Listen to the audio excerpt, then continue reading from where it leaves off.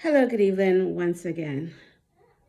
In this video, I am going to talk about the importance of early intervention when it comes to not only having autistic kids, like I have an autistic daughter, but just special needs in general.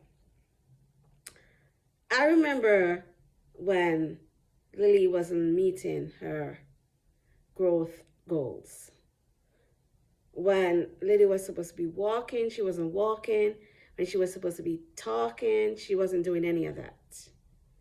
And because of my experience working with kids, not just regular kids, but autistic kids, I knew that something was wrong. And at the time, Lily was going to daycare, and I talked to one of her teachers and I said, I'm going to get Lily tested. She's like, why are you going to get Lily tested? She'll soon talk, she'll soon this and that. And I said, no, I'm going to get her tested. And I had consulted with a friend. I spoke to the friend, and at the time, I did not even know that the friend had an autistic son. And we spoke, and she said, if you think something is wrong with Lily, we'll get her tested. This was a little before Lily was 2. When Lily turned 2, Lily was diagnosed with autism.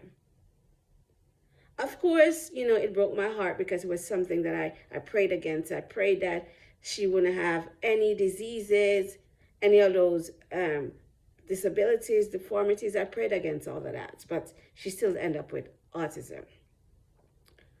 I did what I did, and at age 2, she started getting services. She started getting speech. She started getting occupational therapy. She started getting physical therapy. And she also had, an ABA teacher, which is an applied behavioral teacher, basically. And with her getting all these services and starting early, what it does for her and for any special needs child is it helps them to grow better. So if you compare my child to a normal, because she's going to be 7 this year, so say to a normal 7-year-old, you would see the differences. That 7-year-old is talking, knows how to really communicate, how to dress themselves properly, can really tell, oh my gosh, it's raining. I need this kind of clothes for raining. Would probably be sweeping. Probably could, I'm going to pour myself some juice, some water. Certain things. My child is not like that. But as you know, with anything, the sooner you start, the better. The sooner you start, the better. So she's been getting these services at a very young age, and these services continue. And I have seen the progression through the years because I'm her mom. I've been with her as far as I can remember. There's only time we've been apart is when I left her in the hospital when she was born, and probably one night, but I'm always with her. So I see the progress and I see the growth. And I can look and I say, okay, at one time, she wasn't talking as much, but she's talking more. At one time, she wasn't able to put on her clothes and take off her clothes by herself, but now she's able to do that. At one point, she wasn't walking properly, but now she is. Jumping properly, but now she is. She is more aware of her surroundings around her than before. And I'll say one of the things that I do not like, and I see it based on my history as a teacher, and I can only speak about the Black race, is when we deny, and even personally, I've seen it too, when we deny that our kids have these disabilities. I've had family members who have told me, nothing is wrong with her. She's going to get better. All you need to do is let her watch some YouTube and she'll start talking. Oh, nothing is wrong with her.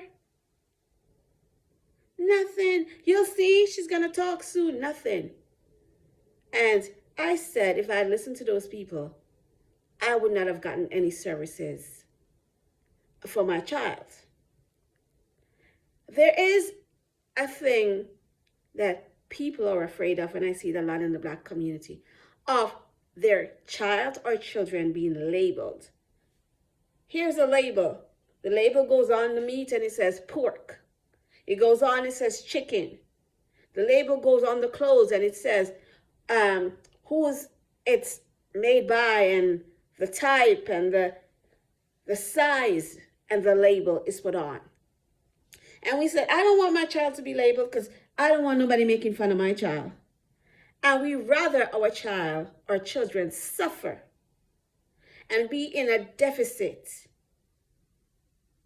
and not being raised the way they're supposed to, and their needs not being attended to, because we don't want anybody to say anything bad about our child. When in the long run, our child or children, they're the ones who suffer. I had 2 experiences I can speak about in my teaching career. The first one, I was working with this little boy in a school setting, in a daycare setting, and his parents did not get a proper training for him, the proper services for him. He was 4, and he could not even say mama. Anytime he opened his mouth and he spoke, you could not understand a word of what he was saying. He also had some slight behavioral issues because he would go to the class he belonged to in terms of age, and he would act up and hit over some chairs and do some things, and he would be sent back down to my class because my class had the smaller kids, and my class was on a level where it was more manageable for him. And he started getting a little bit of services, and the gentleman that was doing the services would come into the school, and he said, you know what? I spoke to his parents. I told them that my time is almost up and services need to continue. Services never continued as long as I was at that school. When it came time, I left before he did, so I don't know if his parents eventually gave him services. Another job I taught at, I had a little boy. This little boy was extra hyper. He would stand on top of chairs, stand on top of tables. He would hit, he would scratch, he would bite. He was mainly nonverbal. Once in a while, you might hear a word from him, but he never spoke a lot. His parents would tell me some of the things that he did at home. He had a younger sister, and he would beat up his younger sister. And his mom would say the things he did to her. And being that at that time, I had my daughter, Lily, I would talk to her, and I would speak to the father also, and I'll say, you know what? You need to get services, and I'll tell them about my experiences, and I would point them in the right direction, where to go. Call this number. This is available. That is available.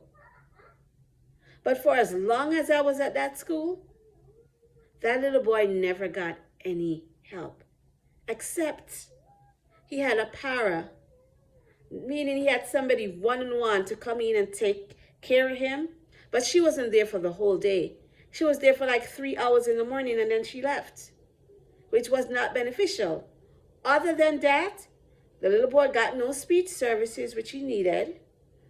He got no OT services, which he needed. He got no behavioral services, which he needed. And I don't know if it was just because they didn't want to be labeled. As I said, the earlier, the better. Once you start early, you will be surprised how your child or children grow up and they're functioning so well in society. They can read now versus, they couldn't read. They know how to dress themselves. You could say to them, oh, come help me cook. They're able to function in society to a point where if it's even a simple job, they can get the simple job. Because you started so early in treating whatever the issue, whatever the problem is. Later on in life, it's better. It's like you being sick. If the doctor said to you, oh, you have the flu, or you heard, I have the flu. The first thing you're going to try to do is get a remedy.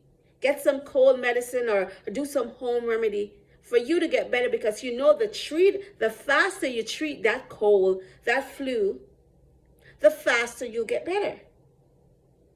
If you say, oh my gosh, I'm having problems with my stomach. I feel like I have a stomach virus or some other issue with my stomach. You're going to, I'm going to go to the store. I'm going to get some medicine for nausea, vomiting, whatever it is. And you treat it as quick as possible because you don't want to be sick. You want to continue on life. That's the same thing with a child or children that not only autistic, but special need. The faster you get them the necessary help they need, the better off they'll be in life. The less worried you have to be. Oh my gosh, is my child going to be able to function? Is my child going to be able to live a regular life, a normal life, get a job, go to college, go to school? The faster you get the necessary help, the less you have to worry and think about those things. I know that some people in the places you live, for example, in Jamaica, there might not be a lot of available resources. But the good thing is there's a thing called Google, and the good thing is there's a thing called YouTube. And you can go on and you can research stuff that you want. And even if you're not getting the necessary help from a government program or from a teacher or somebody, you could start the journey. What I like to say is teaching starts at home. A lot of us say, oh, my child is going to school, so they're going to get the proper care. No, teaching starts at home. So what I do at home is I sit with my child, do whatever I need to do, show her how to put on her clothes properly, show her how to do this and to do that properly.